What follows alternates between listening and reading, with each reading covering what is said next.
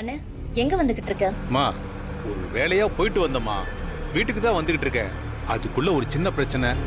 அண்ணே, என்னண்ணே தனியாவா போன? நான் தனியா போகாதன்னு சொல்லிருக்கேன்ல. ரோனா, எனக்கு எந்த பிரச்சனையும் இல்லம்மா. கார்த்தி தான் ஜெயில இருந்து தப்பிச்சிட்டானா? அண்ணே, என்னன்னு சொல்ற? ஆமாமா, ஜெயில இருந்து எப்படி தப்பிச்சு வந்தான்? இப்பதாம்மா எனக்கு போன் பண்ணா. உடனே வந்து என்ன பிக்கப் பண்ணிட்டு போன்னு சொன்னான். அவனை பிக்கப் பண்ண தான் போயிட்டு இருக்கேன். அவனை தான் நம்ம ஜாமீன்ல எடுக்கிறோம், கொஞ்சம் வெயிட் பண்ணுன்னு சொன்னோம்ல. ஏன் இப்படி அதிக பிரசங்க வேலை எல்லாம் பண்ணிக்கிட்டு இருக்கான்? அம்மா, உனக்கு தான் அவனை பத்தி தெரியுமேம்மா. நாம சொல்றது எதையாவது அவன் கேட்பானா? ஏதோ வந்தது வந்துட்டான். அவன் தேவையில்லாம போலீஸ்ல மாட்டிக்காம நான் போய் கூப்பிட்டு வந்துடுறேம்மா. சரிண்ணே, சீக்கிரம் போய் கூட்டிட்டு வா. சரிம்மா.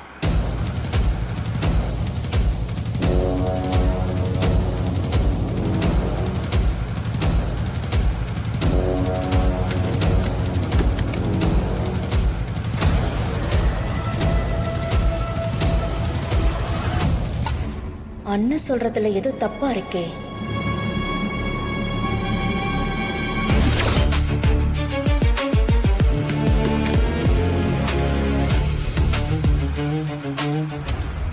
கார்த்திக் என்ன தப்பு பண்ணாலும் அண்ணனுக்கு போன் பண்றதுக்கு முன்னால எனக்கு தான் போன் பண்ணுவான். இப்போ ஜெயில இருந்து வர தப்பிச்சிருக்கான். எனக்கு போன் பண்ணாம இப்ப அண்ணனுக்கு எதுக்கு போன் பண்ணிருக்கான்? தப்பா இருக்கே. இது ஏதோ மாயாவோட வேலை மாதிரி தோணுதா? எதுக்கும் அண்ணனை கவனமா இருக்க சொல்லலாம்.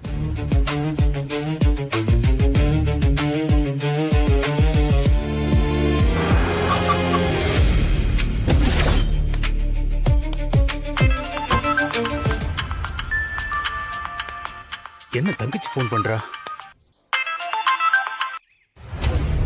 ஹலோ, சொல்லு போனா. அண்ணே, கார்த்தி எப்போ வந்தாலும் எனக்கு தானே போன் பண்ணுவான். யாரோ தப்பா பேசி வர சொல்லிருக்காங்கன்னு நினைக்கிறேன். நீ அங்கெல்லாம் போகாத, முதல்ல கிளம்பிங்க வா. ஹலோ அம்மா, நீ சொல்றது எதுவும் கேட்கலமா. இங்க ஏதோ டவர் இஷ்யூவா இருக்குமா, அதான் சரியா கேட்க மாட்டேங்குது.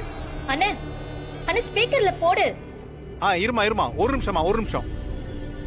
சொல்லுமா. அண்ணே, நான் பேசுறது உனக்கு கேக்குதா? கார்த்தி ஜெயில இருந்து தப்பிக்கிறதுக்கு வாய்ப்பே இல்ல. உன்னை யாரோ போய் பேசி அங்க வர வச்சிருக்காங்க. அவங்க சொன்ன இடத்துக்கு நீ போகாத, முதல்ல நீ கிளம்பி வந்துரு. என்னம்மா சொல்ற?